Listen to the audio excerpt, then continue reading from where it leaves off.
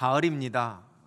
왠지 가을에는 이 감성이 무뎠던 사람들도 조금은 감성적이 되고 신선한 바람과 단풍, 떨어지는 낙엽을 보면서 왠지 시 한 편 써보거나 아니면 시 한 편 감상해야 할 것 같다라는 그런 생각을 하게 되지요. 그래서 시 한 편 소개해 드리려고 합니다. 정현종님의 모든 순간이 꽃봉오리인 것을 입니다. 나는 가끔 후회한다.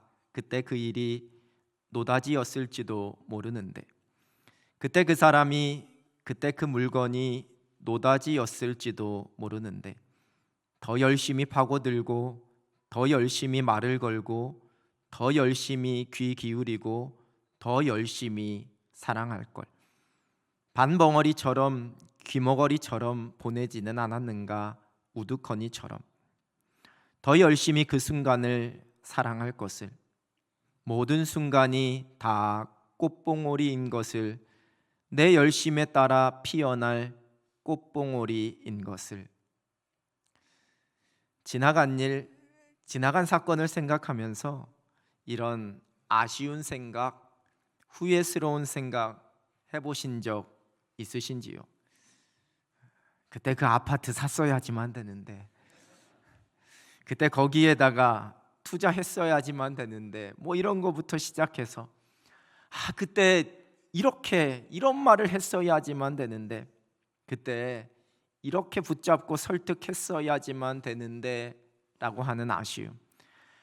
그때 그렇게 더 심하게 혼을 내서라도 내가 가르쳤어야지만 되는데, 그때 하지 못하도록 더 심하게 말렸어야지만 되는데 라는 후회스러움. 이런 곰곰이 생각해 보면 우리가 과거를 돌아볼 때 그러길 참 잘했다, 내가 잘 선택했다 라는 마음과 생각이 드는 순간보다 어떤 이러한 후회와 아쉬움의 순간이 더 많을지도 모르겠습니다. 시인이 노래한 것처럼 모든 순간이 꽃봉오리인 것을 그 순간에는 알지 못해서 만족하지 못하고 감사하지 못하고, 그저 어딘가에 다가올 어느 날에 꽃봉오리가 있을 것만 같다라는 생각으로 그 순간의 소중함을 깨닫지 못했던 것이 어쩌면 우리의 모습일 수도 있습니다. 오늘 읽은 본문에서 하나님께서는 이스라엘 백성들이 지나왔던 날을 말씀하시고, 또한 그들이 이제 걸어가게 될 그 길을 말씀하십니다. 그리고 그 모든 것이 소중하고 의미가 있는 하나님의 계획하심과 손길이었다라고 말씀해 주고 계십니다. 어떻게 보면 아무것도 가진 것이 없는, 그들에게는 정착할 땅도 없었고 거주할 집도 없었고 경작할 토지도 없었던 떠돌이와 같은, 게다가 결코 짧지도 않은 40년이라는 세월을 광야에서 떠돌았던 이스라엘 백성들, 어쩌면 모든 민족 중에서 가장 불쌍한 것처럼 보이는 이스라엘 백성들이 오히려 얼마나 큰 은혜와 복을 받은 백성인지를 말씀하십니다. 하나님께 택함받은 이스라엘 백성들이 드려야지만 되는 감사가 무엇인지를 깨닫게 해주고 계십니다. 10월 그리스도인의 성품은 감사입니다.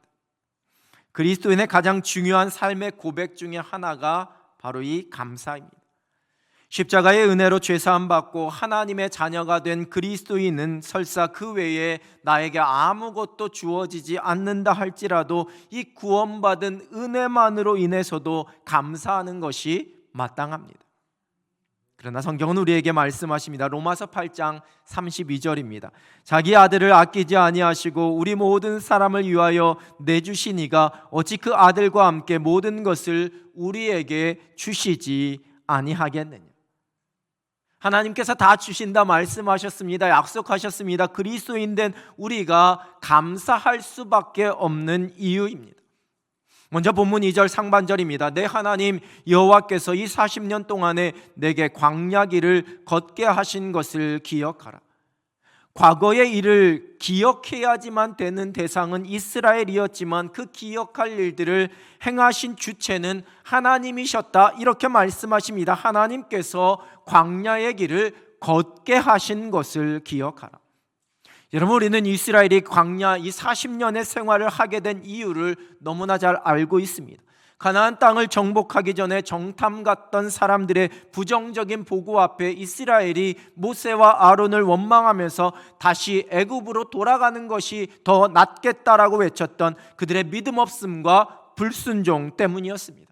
하나님께서는 그러한 이스라엘 백성들을 벌하십니다. 민수기 14장 33절과 34절입니다. 너희의 자녀들은 너희 반역한 죄를 지고 너희의 시체가 광야에서 소멸되기까지 40년을 광야에서 방황하는 자가 되리라. 너희는 그 땅을 정탐한 날 수인 40일의 하루를 1년으로 쳐서 그 40년간 너희의 죄악을 담당할지니 너희는 그제서야 내가 싫어하면 어떻게 되는지를 알리라 하셨다. 여러분, 이 말씀을 들은 이스라엘 백성들이 크게 슬퍼하였다라고 기록합니다. 그리고 자신들이 범죄하였다라고 울부짖으면서 그제서야 하나님께서 허락하신 곳으로 우리가 가겠다라고 이야기를 했습니다. 눈앞에 바로 있는 그 가나안 땅에 들어가지를 못하고 40년의 광야 생활을 시작해야지만 되는 20세 이상 된 자들은 한 사람도 들어가지를 못하고 광야에서 다 죽게 될 것이라는 사실 앞에 여러분, 이스라엘 백성들의 마음이 어떠했을까요? 여러분, 아마도 그들에게 이 광야는 자신들의 죄에 대한 하나님의 무서운 심판, 아주 무거운 채찍이라고 여겼을 것입니다. 지금까지 경험했던 어려움과 위험과는 비교도 되지 않는 고난과 그 위험을, 머리로 계산조차 되지 않는 그 긴 세월을 이 광야에서 지내야지만 된다는 사실에 캄캄한 절망을 경험했을 것입니다. 국어사전에서는 이 광야를 텅 비고 아득하게 너른 들, 이렇게 정의합니다. 우리 이 한반도에서는 광야를 경험하기가 쉽지 않습니다. 이해하기가 그래서 쉽지 않은 개념인데요, 성경의 광야는 일종의 사막입니다. 건조하고 사람이 살기 힘든 불모지를 의미합니다. 조금은 이 광야가 이국적인 풍광이기 때문에 예전에, 지금은 어렵지만 예전 이스라엘 성지순례 상품 중에서 이 광야에서 하룻밤 그 텐트 안에서 지내는 그 일정이 포함되어지면 그 비용이 훨씬 더 높아지기도 했습니다. 그리고 다녀온 사람들은 쏟아지는 무수한 별을 보면서 자연 속에서 지냈던 그 밤을 내 인생에 결코 잊을 수가 없습니다, 뭐 이렇게 후기를 쓰곤 했습니다. 여러분, 그건 하룻밤입니다. 잠자리도 먹을 것도 다 준비되고 갖춰진 여행 상품입니다. 광야는 그렇게 낭만적인 곳이 아닙니다. 사람이 도저히 살 수 없는 위험과 고난과 죽음의 위기가 도사리고 있는, 배고픔과 목마름이 있는 부족함의 장소가 광야입니다. 시편의 말씀은 광야 사막길에서 방황하고 줄이고 목이 말라서 피곤하였다, 이렇게 말하고 있습니다. 신명기 말씀은 크고 두려운 광야, 이렇게 표현합니다. 두려운 곳입니다. 피할 수만 있다면 피해야지만 되고 또 피하고 싶은 곳입니다. 절망과 낙심과 한숨이 가득한 곳, 바로 그곳이 광야입니다. 우리의 인생길에서도 우리는 광야를 만납니다. 이스라엘 백성들처럼 불순종과 죄로 인해 받게 되는 형벌과 심판으로서의 광야만이 아닙니다. 창조의 질서가 이 세상에서 무너지고 죄악이 가득한 세상 속을 살아가면서 내가 이유도 알지 못하는 그러한 광야를 만나게 됩니다. 물론 우리 스스로의 어리석음과 죄된 연약함으로 인해 펼쳐지게 되는 그러한 광야도 있습니다. 그 이유가 무엇이든지 간에 우리가 인생길에서 만나게 되는 크고 작은 광야가 우리를 너무나 힘들게 만듭니다. 때로는 점점 황폐해져 가다가 어느덧 내가 광야 한복판에 들어와 있는 그러한 경우도 있지만, 어제까지만 해도 광야가 아니었는데 내가 눈을 뜨고 일어나니 하루아침에 이 광야 한복판에 뚝 떨어지게 되어지는 그러한 경우도 경험하게 됩니다. 여러분, 그런데 오늘 본문에서 하나님께서는 이 광야가 이스라엘 백성들의 죄악 때문이라고, 다 너희가 만들어낸 결과이니 아무 말 하지 말고 그냥 견디라고 말씀하시는 것이 아닙니다. 하나님께서 그 광야를 걷게 하셨다 말씀하십니다. 그 모든 것이 하나님의 손길임을 말씀하시는 겁니다. 본문 2절 하반절과 3절입니다. 이는 너를 낮추시며 너를 시험하사 내 마음이 어떠한지 그 명령을 지키는지 지키지 않는지 알려 하심이라. 너를 낮추시며 너를 줄이게 하시며 또 너도 알지 못하며 내 조상들도 알지 못하던 만나를 내게 먹이신 것은 사람이 떡으로만 사는 것이 아니요 여호와의 입에서 나오는 모든 말씀으로 사는 줄을 내가 알게 하려 하심이니라. 광야는 이스라엘을 하나님의 백성답게 만드시려는 연단의 시간, 하나님만 의지하고 온전한 하나님의 백성으로 훈련받는 기회의 시간이었다라고 하나님께서 말씀하십니다. 겸손히 자신의 한계를 발견하고 오직 하나님의 말씀을 찾도록 하기 위한 하나님의 은혜였다라고 말씀하십니다. 교만함으로 하나님의 능력을 부인하고 자신의 생각과 판단을 의지하려던 모습, 하나님을 신뢰하지 못하고 원망하고 불평하던 모습을 하나님의 백성답게 다듬으시려는 하나님께서 주신 기회의 시간이었다라고 말씀해 주고 계십니다. 그래서 광야에서 이스라엘 백성들은 하나님의 살아계심과 하나님의 전능하심을 경험했습니다. 구름기둥 불기둥 메추라기와 만나 반석의 샘물의 은혜를 누린 곳은 가나안 땅이 아니라 광야였습니다. 불뱀에 물려 죽어갈 때 오직 장대에 매달린 그 놋뱀을 바라보면 살 수 있었던, 그래서 생명의 근원, 생명의 주관자가 오직 하나님이심을 깨달았던 곳이 바로 광야였습니다. 그래서 이스라엘에게 광야는 심판과 무서운 징벌이 아니라 하나님의 은혜의 손길을 경험하는 축복의 시간이었습니다. 이런 이야기 들어보셨지요? 어느 날 장미꽃이 천지 만물을 창조하신 하나님께 원망했다고 합니다. 신이시여, 왜 가시를 저에게 주셔서 저를 이렇게 힘들게 하십니까? 그래서 하나님께서 이렇게 대답하셨다고 합니다. 나는 너에게 가시를 준 적이 없다. 오히려 가시나무였던 너에게 장미를 주었다. 우리의 지나온 날에 가시와 같은 아픔이 있었다고 할지라도 그곳에서 하나님께서 피어나게 하신 아름다운 장미가 있음을 내가 믿음으로 깨닫게 될 때, 그 모든 날이 하나님의 은혜의 손길임을 고백하게 됩니다.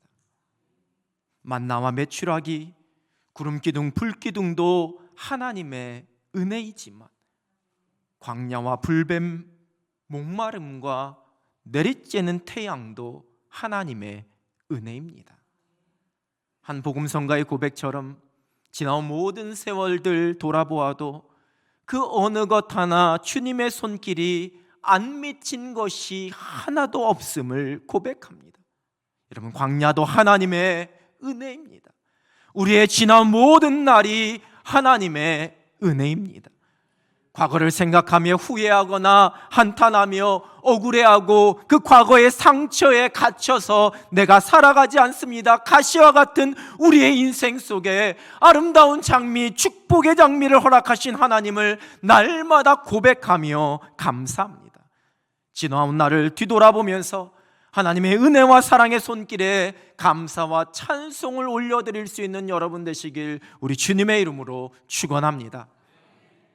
40년 동안 그 험난한 광야를 걸은 이스라엘 백성들은 이제 초라한 누더기가 되어서 겨우겨우 목숨만 부지하고 버텨내고 있어야지만 정상일 것 같습니다.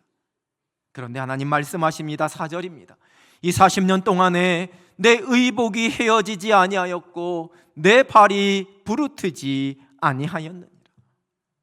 이스라엘의 지금의 삶은 처음 출애굽했을 때와 별반 다르지 않습니다. 지금도 헤어지지 않은 의복을 입고 있고 그 발도 부르트지 않고 깨끗합니다. 여전히 이스라엘 백성들은 지금 광야에 있습니다. 그러나 광야에 있는 그들의 의복이 헤어지지 않았고 그 발도 부르트지 않았습니다. 오늘을 살아갈 힘이 여전히 그들에게 있습니다. 하나님의 은혜입니다. 우리도 여전히 광야를 살아갑니다. 생업의 위기의 광야를 지나갑니다. 갑작스럽게 찾아온 실직 앞에 막막합니다. 우리의 자녀들의 실패 앞에, 풀리지 않는 자녀들의 일들 앞에 답답합니다. 갑자기 무너져 내린 나의 건강으로 인해 내 몸과 마음을 추스리고 다잡기가 너무나 힘이 듭니다. 청천벽력처럼 받게 된 이 질병의 소식이 내 삶의 모든 것을 다 엉망으로 뒤죽박죽으로 만들어 버렸습니다. 일상에서 당연하게 여겼던 것이 무너지게 됩니다. 지금 걸어가고 있는 이 황량하고 위험한 광야가 두렵습니다. 막막합니다. 한숨과 눈물만 흘러내립니다. 걱정이 앞섭니다. 내 눈에 없는 것만 보이게 됩니다. 그래서 광야는 부족한 것 투성이요 보장된 것이 없는, 앞날을 예측할 수 없는 곳이라 여기게 됩니다. 힘들고 절망적인 것만 보이면서 내 마음을 빼앗겨 버립니다. 메마르고 황량한 광야에서 곧 망할 것 같고 곧 다 무너져 내리고 죽을 것 같은 두려움을 갖게 되는 것이 당연합니다. 그러나 이러한 광야와 같은 오늘을 살아가며 우리에게 살아갈 힘을 주시는, 우리의 의복이 헤어지지 않도록 붙잡아 주시고 우리의 발이 부르트지 않도록 이끌어 주시는 하나님의 은혜의 손길을 발견합니다. 그러면 나에게 없는 것이 아니라 나에게 있는 것이 보이게 됩니다. 내 모든 부족함에 채워주시는 하나님이 보이기 시작합니다. 구름기둥 불기둥으로 인도하고 계시는 살아계신 하나님, 메추라기와 만나로 먹여주고 계시는 하나님이 보이게 됩니다. 광야와 같은 오늘을 살아가는 우리가 두려워하거나 좌절하거나 낙심하지 않는 것은 우리 좋으신 하나님께서 나에게 모든 것을 공급해 주시고 바로 지금도 나를 책임져 주고 계시기 때문입니다. 하나님께서 우리의 의복을 헤어지지 않게 하시고 우리의 발이 부르트지 않게 하시고 우리로 부족함이 없게 하십니다. 아무것도 없는, 어떠한 것도 얻을 수 없는 광야에서 채워주시는 그 하나님의 은혜로 우리가 오늘을 살아갑니다. 피곤하고 위험한 일이 가득한 광야에서 나를 지켜주시는 하나님의 은혜로 오늘을 살아갑니다. 여러분, 오늘도 아침에 일어나 우리의 코끝에 호흡이 있게 하시고 우리의 눈으로 하나님께서 허락하신 이 세상을 바라보게 하시고 이렇게 하나님 앞에 나와 예배할 수 있도록 인도해 주신 바로 이 순간이 하나님의 은혜입니다. 오늘 우리가 먹을 수 있는 일용할 양식을 우리에게 허락하여 주시고 그 양식으로 내가 힘을 얻고 살아갈 수 있는 것이 하나님의 은혜입니다. 오늘도 이 온 우주 만물이 한치의 오차도 없이 정확한 창조의 질서에 따라 움직여가고 생명이 살아갈 수 있도록 이 창조의 세계를 보존하고 계시는 그 하나님의 은혜로 우리가 오늘을 살아갑니다. 바로 이 순간, 바로 오늘을 살아가며 지금 나와 동행하고 계시고 내 삶을 책임져 주시는 하나님의 은혜의 사랑의 손길을 고백하면서 날마다 감사의 찬송을 드릴 수 있는 여러분 되시길 우리 주님의 이름으로 축원합니다. 이제 본문 7절에서 10절까지 하나님께서는 이스라엘 백성들에게 그들이 얻게 될 것이 무엇인지를 말씀합니다. 그들이 누리게 될 복이 무엇인지, 그리고 그들을 통해 선포될 그 하나님의 영광이 무엇인지를 말씀하십니다. 아름다운 땅에 이르게 하시겠다라고, 그 땅은 먹을 것에 모자람이 없고 아무런 부족함이 없는 땅이라고 말씀하십니다. 본문 10절입니다. 내가 먹어서 배부르고 내 하나님 여호와께서 옥토를 내게 주셨으므로 말미암아 그를 찬송하리라. 이 모든 일은 하나님의 약속대로, 하나님의 손을 통해 이루게 될 것입니다. 이스라엘은 앞날이 보장되어 있습니다. 광야가 끝이 아닙니다. 그 광야를 지나서 그들이 얻게 될 약속의 땅, 하나님의 복을 누리며 살아갈 부족함이 없는 땅이 보장되어 있습니다. 그곳에서 그들이 살게 될 것입니다. 그리고 그곳까지 자신들을 인도하신 하나님, 그 은혜와 복을 누리게 하신 하나님을 마음껏 찬송하며 온 세상의 온 민족들 앞에서 하나님의 영광을 선포하게 될 것입니다. 바로 이스라엘에게 보장되어져 있는 약속입니다. 여러분, 믿지 않는 사람들, 세상의 지혜자들도 희망을 말하면서 긍정을 가지고 오늘을 견디라 그렇게 말합니다. 쥐구멍에도 볕들 날이 있을 것이라며 언젠가 좋은 일이 반드시 올 것이라는 긍정과 희망을 이야기합니다. 그러나 우리가 노래하는 소망은 그러한 사람들이 말하는 희망과 긍정과는 그 차원이 다릅니다. 우리의 소망은 살아계신 하나님, 신실하신 하나님의 약속에 근거한 반드시 이루어질 일들을 향한 확신에서 노래하는 소망이기 때문입니다. 우리가 결코 죄와 사망의 권세에 매여 있을 사람들이 아니라고, 우리가 결코 초라하게 살아갈 사람들이 아니라고, 우리가 결코 망하거나 엎드러질 사람들이 아니라고 주께서 말씀하셨기에 우리가 그 약속 붙잡고 부르는 소망의 노래입니다. 우리는 결코 이 땅에서, 이 광야에서 그 삶이 끝나게 되는 사람들이 아닙니다. 우리에게는 하나님께서 약속하신 가나안 땅이 있습니다. 하늘의 복과 영원한 생명을 누리게 될 사람들입니다. 그리고 이 광야를 살아갈 때에 가장 선한 길로 인도하시고 채워주실 그 하나님의 약속을 받은 사람들입니다. 그래서 우리가 내일을 소망하며 노래할 수 있습니다. 그 소망 가운데 감사로 살아갑니다. 하나님의 약속을 받은 우리가, 우리의 살아갈 날이 하나님의 은혜와 사랑의 손길이기에 우리는 날마다 감사의 찬송을 올려드릴 수 있습니다. 선교사로 멕시코에 간 지 얼마 되지 않아서 큰 교통사고를 당해 사경을 헤매게 된 김윤상 선교사님, 의식이 없이 병상에 누워있는 그 남편에 대해서 이 절망적인 소견만을 쏟아내는 의사들의 그 말들 앞에 끝까지 믿음으로 버텨냈던 그 아내인 박민경 선교사님은 하나님 앞에서 이렇게 기도하며 고백했습니다. 하나님 아버지께서 남편을 데려가기로 결정하셨다면 그것은 남편에게 최고로 선한 일입니다.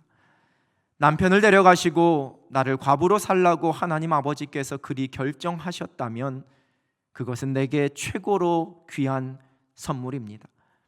아이들에게서 세상에 단 하나뿐인 아빠를 데려가기로 결정하셨다면 그것은 우리 아이들에게 하나님께서 주신 최고의 선물입니다. 이 일의 주인은 여호와 하나님이십니다. 하나님 감사합니다. 당신의 성품대로 마음껏 일하여 주옵소서. 참 어려운 고백이지만 이 고백 가지고, 이 믿음 가지고 기도하며 버텼던 선교사님, 다행히 지금은 하나님의 은혜로 기적같이 다시 건강을 회복한 남편과 함께 선교지에 가셔서 복음과 사랑을 전하고 있습니다. 이 선교사님이 그때의 일들을 돌아보면서 쓰신 책이 있습니다. 당연한 것은 아무것도 없다라는 그 책에 나오는 내용입니다. 이 책의 한 부분에서 또 이렇게 고백합니다. 범사에 감사하는 것은 내 인생의 모든 영역을 송두리째 주께 맡기는 일이다. 예수 그리스도를 내 삶의 주인으로 모시는 일이다. 앞이 캄캄한 상황에서 모든 것을 주님께 맡길 수 있었지만 소소한 일상을 살아가는 지금은 그게 참 힘들다. 주님이 보시기에 그때나 지금이나 같은 날일 텐데도 말이다. 매 순간 하나님, 나의 주인을 존중하고 의식할 때 범사에 감사할 수 있다. 감사는 나의 과거와 나의 지금의 현재와 내가 살아갈 미래의 모든 것이 하나님의 사랑과 은혜의 손길임을 고백하는 것입니다. 광야와 같은 지나온 삶의 시간도 하나님의 은혜입니다. 광야와 같은 오늘도 하나님의 은혜입니다. 그리고 우리가 살아갈 내일도 하나님의 은혜입니다. 지나왔던 날의 모든 일들을 하나님께서 하나님의 선하신 뜻대로 주관해 주셨습니다. 오늘 펼쳐지고 있는 상황 속에서 하나님께서 그 시간표대로 친히 일하고 계십니다. 우리가 살아갈 내일은 하나님의 완전하신 계획 가운데 있는 하나님의 역사입니다. 광야도 젖과 꿀이 흐르는 땅도 하나님의 손길입니다. 내 삶의 모든 일들이 하나님의 은혜요 사랑임을 고백하는 자들만이 범사에 감사할 수 있습니다. 그리고 이 감사의 고백으로 그리스도의 편지가 되어 하나님의 살아계심과 하나님의 영광을 선포하며 이 세상을 살아갑니다. 여러분, 그리스도인들은 결코 어떻게 잘 버티다 보니 여기까지 살아왔고 여기까지 살아왔으니 또 오늘을 어떻게 견디면서 살아가고 그리고 이렇게 살아가다 보면 내일은 좀 더 나아지겠지라는 그러한 마음 가지고 살아가지 않습니다. 여러분, 우리의 삶의 모든 것은 하나님의 선하신 손길입니다. 그래서 감사할 수 있습니다. 날마다 감사와 기쁨의 찬송을 부르며 행복한 믿음의 경주를 달려갈 수 있는 여러분 되시길 우리 주님의 이름으로 축원합니다. 기도하겠습니다. 살아계신 하나님 아버지, 우리의 지나온 모든 삶의 날들이 그 삶의 시간이 광야였든 젖과 꿀이 흐르는 땅이었든 그 모든 것이 하나님의 은혜임을 고백하게 하여 주시옵소서. 오늘을 살아가는 우리의 삶이 하나님의 은혜요, 내일을 살아갈 우리의 삶의 길들이 하나님의 은혜임을 고백하며 날마다 감사로 살아가는 하늘 백성들 되게 하여 주시옵소서. 좋은 것으로, 만족할 만한 것으로 예비하시고 채워주실 하나님 기대하며 행복한 믿음의 경주, 감사의 믿음의 경주 달려갈 수 있도록 주님 함께하여 주시옵소서. 예수 그리스도의 이름으로 기도드립니다. 아멘.